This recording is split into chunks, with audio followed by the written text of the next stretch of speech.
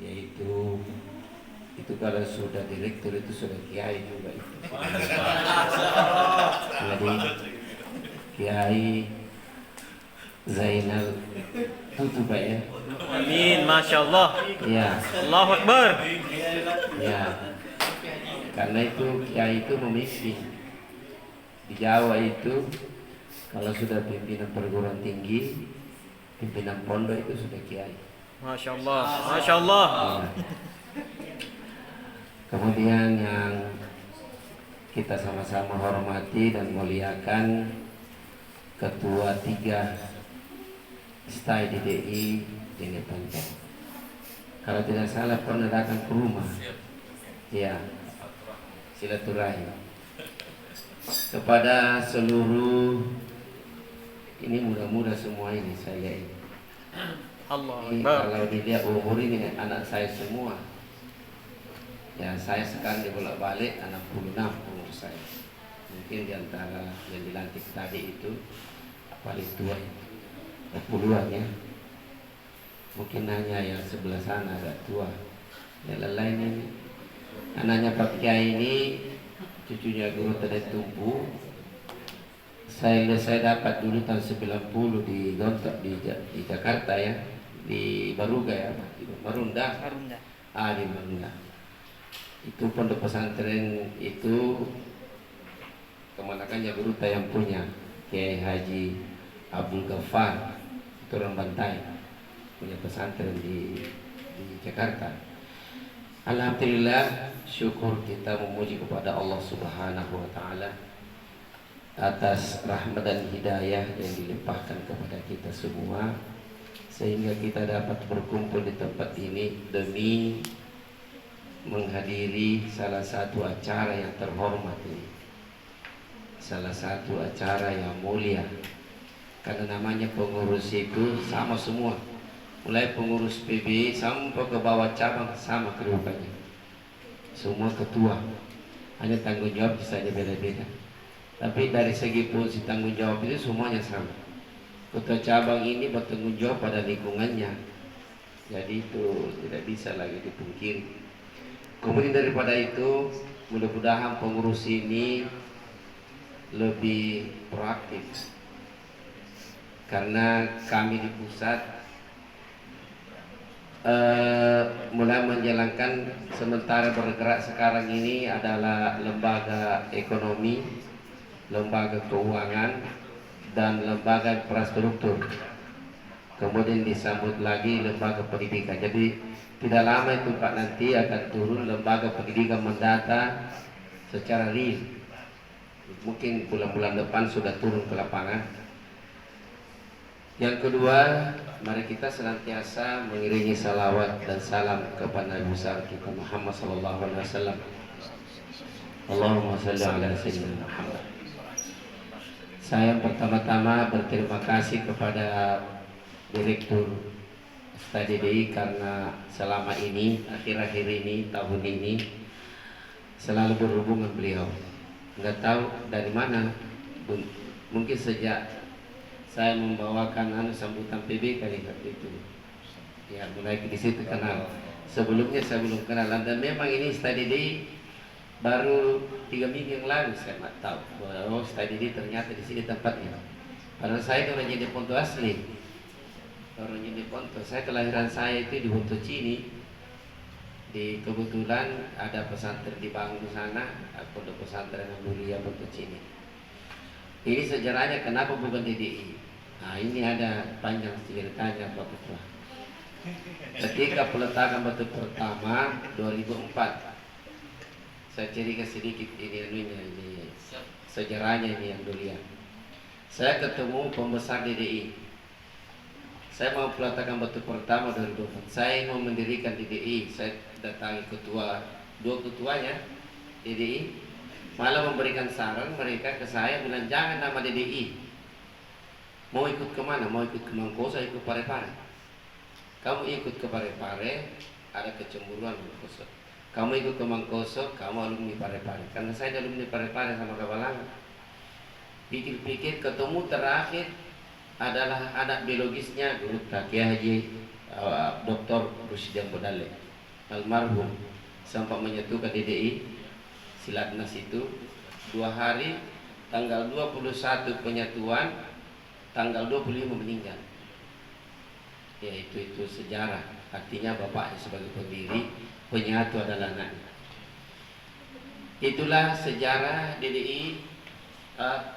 Saya waktu menggelar mau membangun ini Panduria ini, akhirnya saya tinggalkan. Kenapa? Karena saya tahu sejarahnya perpecahan DDI. Saya tahu, saya ikuti itu jam 1 penunjukan ketua, jam 2 kita kumpul di Hotel Garuda dekatnya Polda. Di situ sampai jam 6 subuh sidang. Ada 2 keputusan. Apakah muktamar luar biasa atau mengulangi muktamar. Nah, ini tidak ada yang bisa. Akhirnya berdirilah DDI Adian Bodale. Saya beritahu anaknya Guruta Kiai Abraham Bodale bahwa DDI akan pecah. Karena saya ikuti bahwa dan ini yang ikut di sini ini adalah pembesar-pembesar DDI. Pak Baktar pengurus besar dari Kalimantan. Kemudian yang pimpin rapat pada waktu itu perpecahannya itu Kiai Haji, anaknya Kiai Haji Ali Hafi. Jadi besar, saya bilang terpecah DDI, saya bilang. Jadi 4 jam setelah sidang, saya sudah putuskan saya keluar karena saya berangkat ke Jeddah waktu itu. Saya beritahu masuk di kamarnya Guruta, anaknya bilang DDI pecah. DDI pecah, betul. 5 bulan kemudian pecah sudah. Terbentuklah DDI yang Bodale. Kemudian dapat saya cerita sedikit penyatuannya. Ini 3 kali pertemuan baru bisa bersatu. Karena saya prakarsanya, jadi orang jadi pondok prakarsanya penyatuannya DDI. Saya diangkat ketua Ikatan Alumni Pondok Pesantren Kabalang. Saya pimpin kemana-mana. Seluruh Indonesia saya datang, kecuali Sumatera dan Jawa Timur saya tidak datang. Yang lain saya datang. Itu menghabiskan dana waktu itu sekitar 2,5 miliar. Habis dana, pakai jalan sosialisasi bagaimana DDI bersatu. Pertemuan pertama di Pondok Gede itu sepakat di situ pimpinannya waktu itu Guru Kiai Haji Farid Wajidi tanda tangan, kemudian Guru almarhum Kiai Haji Muhammad Yunus tanda tangan, sepakat DDI bersatu. Ternyata pertemuan kedua bubar. Itu moderatornya Bu Amin, Pak Prof Nasaruddin Umar, moderator di situ. Karena saya ini pelakunya, jadi saya tahu persis. Di rumahnya lagi Wamin, di rumah dinasnya di kementerian. Di situ menyatakan pihak DDI bilang batal itu, tanda tangan bersama di Pondok Gede. Ya Allah, akhirnya batal betul. Jadi muktamar DDI mungkin dari sini juga ada yang hadir. Saya lihat hadir waktu itu almarhum pendirinya ini Pak Harunga, nggak tahu siapa di 3 orang saya lihat di samping saya duduk, 3 orang hadir. Kemudian di situ itu Guruta mau diangkat lagi kena aturan, tidak boleh 3 kali. Akhirnya saya bilangi dokter penelitiannya, SC-nya, robah itu anggaran dasar. Dia bilang kenapa? Jangan diadakan di situ bahwa berlaku 2 tahun, 2 kali periode. Hilangkan itu. Bagaimana angkat kembali Guru Farid. Di situ sedikit saya bicara ini. Kapan naik anaknya Guru Bodale, maka tidak terpilih di Parepare. Itu disepakati. Akhirnya dipilih kembali Guru Farid untuk menjadi periode ketiga. Didobrak itu anggaran dasar rumah tangga. Dihapuskan itu. Kemudian apalagi kejadian ketika mau rakernas DDI AD, saya tahan, jangan rakernas. Saya tahan itu Pak Ketua. Jangan rakernas DDI AD ya Bodale. Kenapa? Karena kapan rakernas akan terjadi suatu keputusan. Itu jadi tidak jadi rakernas. Dia dengar betul kalau. Kira-kira 5 bulan kemudian maka muktamarlah. Jadi saya konsultasi terus. Waktu itu Pak Kaswat pelakunya di DDI, Pak Kaswat waktu itu. Kata Pak Kaswat sama saya, sanggupkah kamu angkat anaknya Buruta? Saya bilang insya Allah. Kalau DDI masih mau bersatu, bisa naik. Nah itulah yang terjadi sehingga penyatuan DDI terjadi menjadi satu sekarang. Itu ketika pertemuan ketiga di rumahnya di Bintaro, di rumahnya Kiai Haji Ali Api. Pertemuan ketiga ini itu sudah terbentuk muktamar Mangkoso, terbentuk juga muktamar di Parepare. Baru pertemuan. Ini masalah nama. Masalah nama ini Mangkoso tidak mau berubah, harus DDI Abdurrahman Ngambodale. Enggak mau sama sekali. Untung ada wasiatnya pendiri. Jadi mohon maaf mahasiswa ini, pendiri DDI itu Kiai Haji Abdurrahman Ambodale. Itu pendiri utama DDI. Karena pernah ibu menguji di sini dulu, ditanya mahasiswanya siapa pendiri DDI, dia bilang Pak Harun Rashid. Allah Akbar. Ketawa itu. Kebetulan istri saya mengajar di UI. Ya, dia ngajar di UI istri saya. Jadi itu katanya ditanya. Dek tahu pendirinya Dede? Dia bilang iya. Siapa katanya? Pak Haruna. Ya. Oh iya cocok juga. Nggak disalahkan sama ibu. Cocok karena pendirinya jadi ponto. Iya. Bapak Ibu sekalian, ini saya memberikan apresiasi kepada pengurus cabang se-Kabupaten ini. Apa yang harus dilakukan sekarang? Ini harus ada. Setiap pengurus perlu ada oleh-oleh kepada pengurus berikutnya. Ya, jadi cabang itu minimal membangun DDI, minimal Rotul Atfal.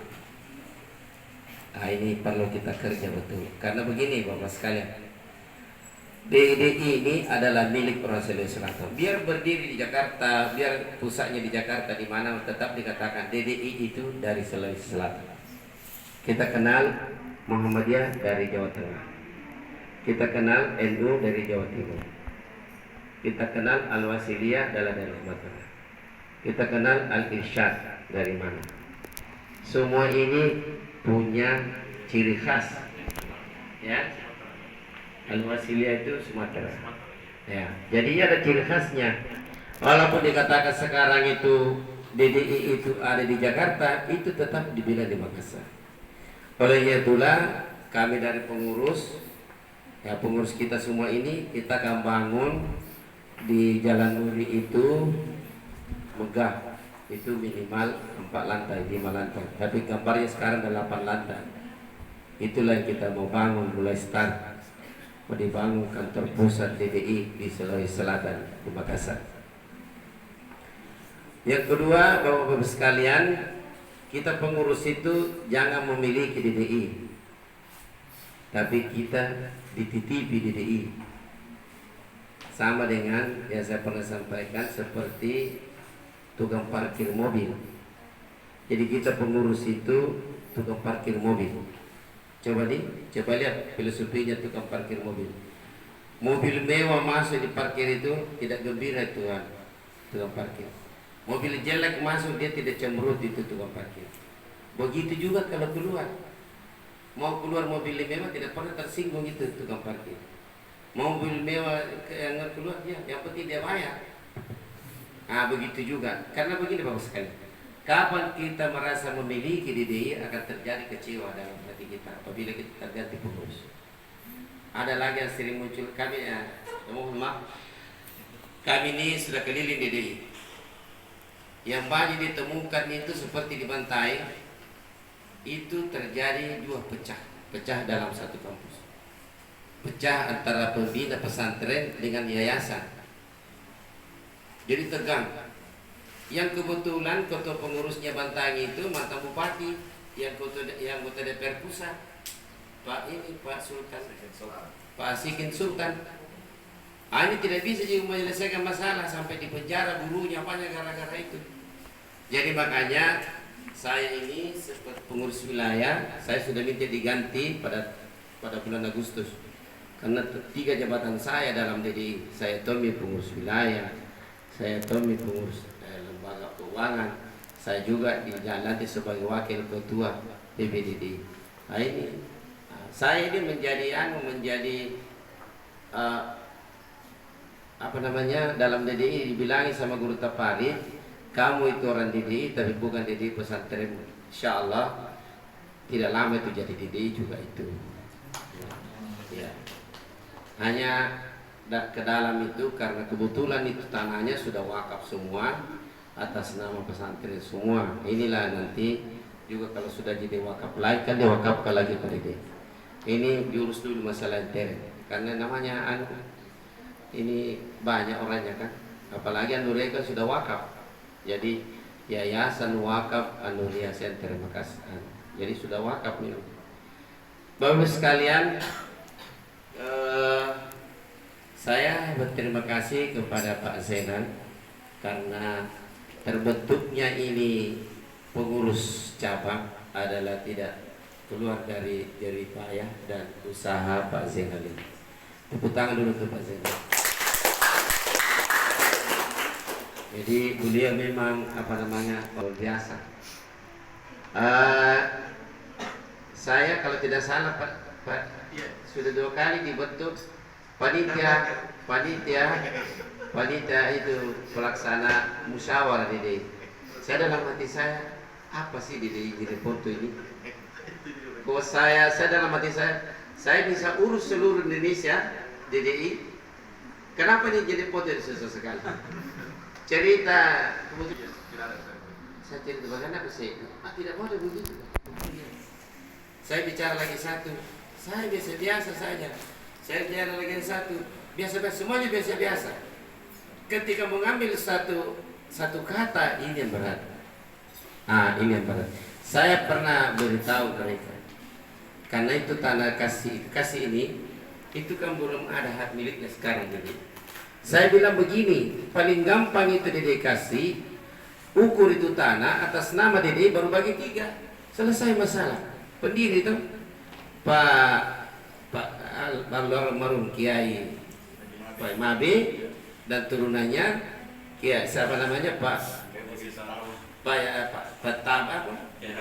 Ya itu Pak itu. Kemudian satu lagi sekretaris Daliwan. Ini sudah. Karena kapan di atas namakan turunannya dari Liwa mesti ngamuk yang lain. Kapan di atas namakan Kiai Stabah ngamuk yang lain. Kapan di atas namakan turunannya dari Mabe ngamuk yang lain. Salah satu cara bisa sepakat ukur itu tanah atas nama DDI baru bagi 3 selesai. Jadi bukan namanya ini dibagi-bagi, pengelolaannya dibagi di dalam. Ini yang paling adil sekali. Ini tidak bisa temu. Saya ketemu dulu. Kan dia tulis keluar, mohon maaf semua ini mungkin ada di sini. Saya ketemu ini tidak bisa sejarah. Ketemu pas saya ini sejarah pakai. Oh iya, dalam hati saya bisa rampungkan semua ini masalah mutamar, masalah silatna saya kuncinya. Kok ini jadi foto ini sekampung bisa sekali. Selalu saya ditantang sama pengurus lain. Itu sekampung tidak terbentuk pengurusnya itu. Saya bilang itulah. Sama tuh itu teman itu mohon maaf kalau di sini itu jamaah tablik ya. Lele dia itu pakai perkandangan sama sambal di kampung ada ule. Ya mohon maaf ini ya kalau ada tablik di sini. Lele lagi ngasih tapi di kampungnya ketika saya tanya di kampungmu sudah begini belum juga sasih. Iya. Jadi seperti saya juga ini lele bagaimana begini tapi di kampung saya tidak bisa saya buka. Ini insya Allah mudah-mudahan terbentuk nanti pengurus. Kalau saya pengurus ke depan itu ya netral. Ya paling mudah kata-kata saya netral. Yang netral itu bisa mengayomi ke segitiga. Jadi ketika masih hidup, mohon maaf ini masih hidup Pak Kiai, kemudian turunannya ada guru Kiai Mabe dan Pak Daliwan. Alhamdulillah enak sekali. Saya kalau ketemu Daliwan gitu, kamu gini Bapak sekalian. Saya tahun 90 itu mau diambil jadi guru, dikasih suami istri ini. Sudah terbit SK dari PB bahwa Anda aku kasih. Saya sudah diajak oleh orang tuanya almarhum Daliwan kasih. Diajak. tempat saya itu ada sekolah SD di sampingnya. Saya mau ditaruh di situ, di perumahan guru SD. Dalam hati saya, kenapa saya ditaruh di perumahan guru SD sementara saya harus di DDI? Nah, itu pertimbangannya. Itu mohon maaf Bapak sekalian dari kasih ini. Jadi saya 90 itu sudah terbit SK mau ke kasih dulu tahun 90 Pak. Kata Prof Muiz waktu itu, Umur Pemis Kabir, kamu ke Jadi Ponto, apa namanya, itu Jadi Ponto, selesaikan Jadi Ponto itu. Saya bilang, ya Prof, saya 2 kali dibawa 2 kali jalan-jalan, mengambil kesimpulan, saya salah istihara dulu, tidak ada bayangan. Kemudian saya didebatkan lagi kembali ke alma mater di Al-Falah. Ya, di Al-Falah tahun 90 juga. Bagaimana pesannya Pak Kiai ini Al-Falah, bahwa kalau kembali Yahya ini harus ke Al-Falah. Saya ke sana juga. Wah, ini saya adakan pertemuan. Mohon maaf ya dari Rungkeke ya. Jadi saya waktu itu 90 sudah mau ke Rungkeke. Tapi pertemuan pertama saya lakukan undangan, tidak ada yang hadir, hanya dengan Raja. Teman-teman saya tidak ada yang hadir. Yang hadir itu almarhum Ustaz Rami. Yang lain nggak ada yang hadir. Oh, berarti tidak ada tanda-tanda saya harus kembali ke Al-Falah. Akhirnya 5 bulan kemudian panggilan dari Deplu, hanya Deplu yang saya layani. Saya berangkat ke negeri dengan undangan Deplu. Jadi saya itu kerja Deplu diundang. Jadi bukan melamar, dipanggil.